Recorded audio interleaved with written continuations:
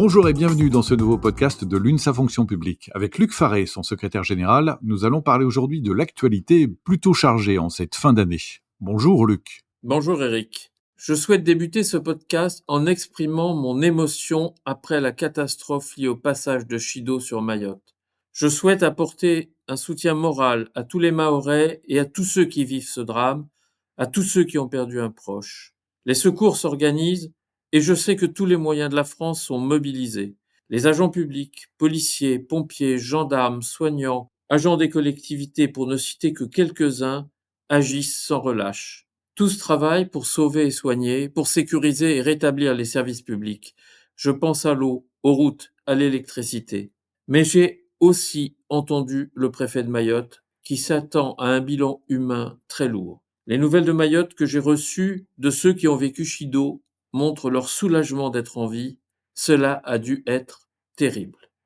Alors qu'une grande partie de l'île est à terre, y compris des infrastructures essentielles, avec l'UNSA, j'appelle à ce que toutes les formes de solidarité s'expriment, y compris ici dans l'Hexagone. Concrètement, Luc, à qui s'adresser ? Pour contribuer efficacement, au-delà de la solidarité organisée par l'État, l'UNSA appelle à une mobilisation massive de dons financiers auprès des associations reconnues et mobilisées, comme la Fondation de France. Quel avenir maintenant pour le département de Mayotte ? Je crois que nous devons tous nous rappeler que Mayotte est française depuis 1841, depuis plus longtemps que la Savoie, mon département. Je crois que la reconstruction de Mayotte ne pourra se limiter à un retour à l'état antérieur, marqué par de nombreuses fragilités structurelles. Avant même le cyclone, l'île souffrait d'une grande pauvreté, de problèmes de sécurité, d'une pénurie d'eau potable, d'infrastructures insuffisantes et de services publics sous-dimensionnés. L'ampleur de la catastrophe n'est pas sans lien avec ces fragilités, mais il me semble impératif que l'État mène un projet de reconstruction ambitieux, à la hauteur des valeurs de la République et durable. De plus, le changement climatique risque de conduire au passage d'autres cyclones. Le département de Mayotte doit bénéficier pleinement des atouts, des richesses et des savoir-faire de notre République. Pour l'UNSA, aucun département ne doit rester en marge des standards nationaux en termes d'infrastructures, de services publics et de conditions de vie. Mayotte ne doit pas rester un département oublié de la République. J'ai aussi une exigence vis-à-vis de l'accompagnement des agents publics pleinement mobilisés. Enfin, je le répète, l'UNSA appelle à une mobilisation de toutes les forces publiques et privées, collectives et individuelles. La solidarité doit être au service d'une reconstruction à la hauteur des enjeux. Il est possible de faire des dons auprès des structures telles que la Fondation de France. Les besoins vont être très importants. Merci Luc. Autre actualité, comment analysez-vous la situation politique après le vote d'une motion de censure contre le gouvernement Barnier et la nomination d'un nouveau Premier ministre, François Bayrou ? Je n'ai pas à commenter le choix qui appartient au président de la République de nommer telle ou telle personne comme Premier ministre. Ce que je souhaite, c'est que toutes les forces républicaines puissent travailler à des projets qui fassent avancer la France et notre pays, avec des décisions qui permettent de redonner du pouvoir d'achat au plus grand nombre, avec une révision des politiques fiscales vis-à-vis des plus riches, avec un tournant vers plus de social, alors que la pauvreté augmente dans notre pays. C'est donc François Bayrou qui a été nommé. Mais il a bien mal débuté sa prise de fonction. Par exemple, je fais référence à sa décision d'aller à Pau plutôt que de s'occuper de Mayotte, en préférant son mandat de maire à ses nouvelles responsabilités. Au-delà des polémiques, et sans connaître l'organisation ni la composition de son gouvernement, je tiens à rappeler que le rôle d'un responsable de l'État est d'avoir une vision de l'avenir et donc de construire des perspectives pour notre pays. Certes, la question budgétaire est au cœur de la crise politique que nous traversons, mais si des choix doivent être faits en matière de dépenses, je tiens à rappeler plusieurs éléments. La politique de santé doit être revue afin de favoriser une médecine de proximité avec un renforcement réel des moyens financiers pour l'hôpital public. Et cela passe par des modifications du projet de loi de financement de la sécurité sociale envisagé par le gouvernement Barnier.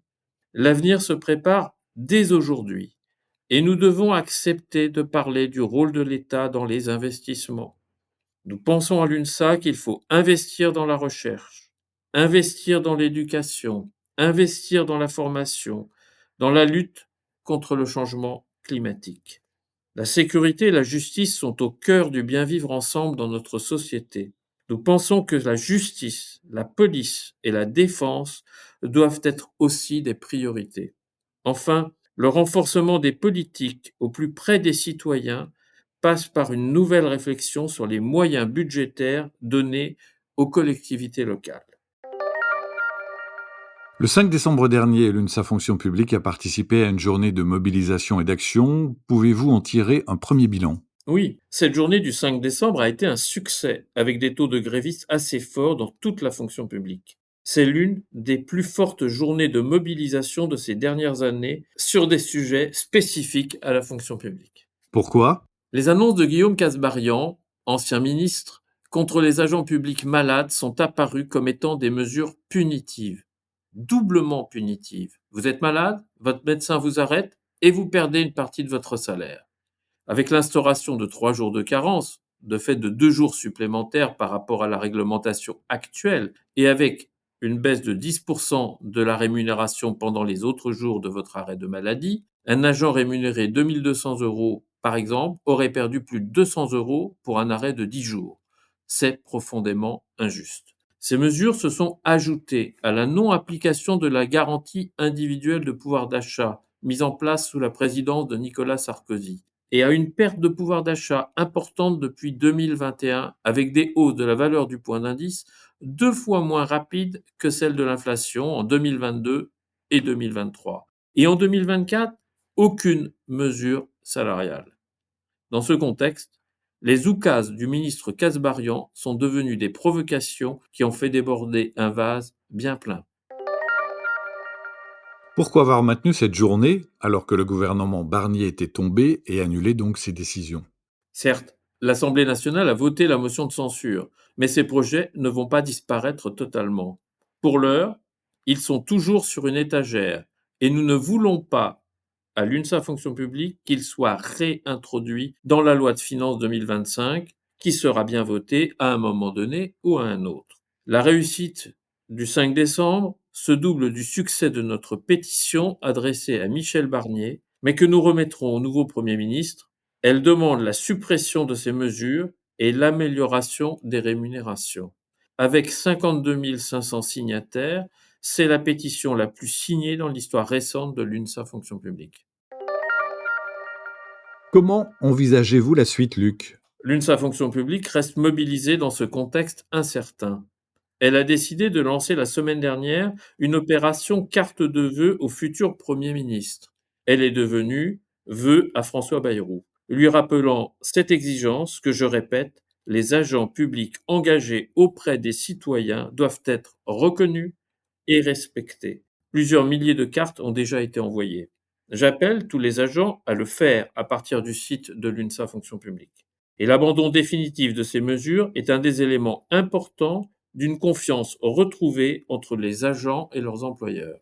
Pour conclure, en cette période, je souhaite à tous de bonnes fêtes de fin d'année, avec une pensée particulière pour tous nos compatriotes vivant à Mayotte.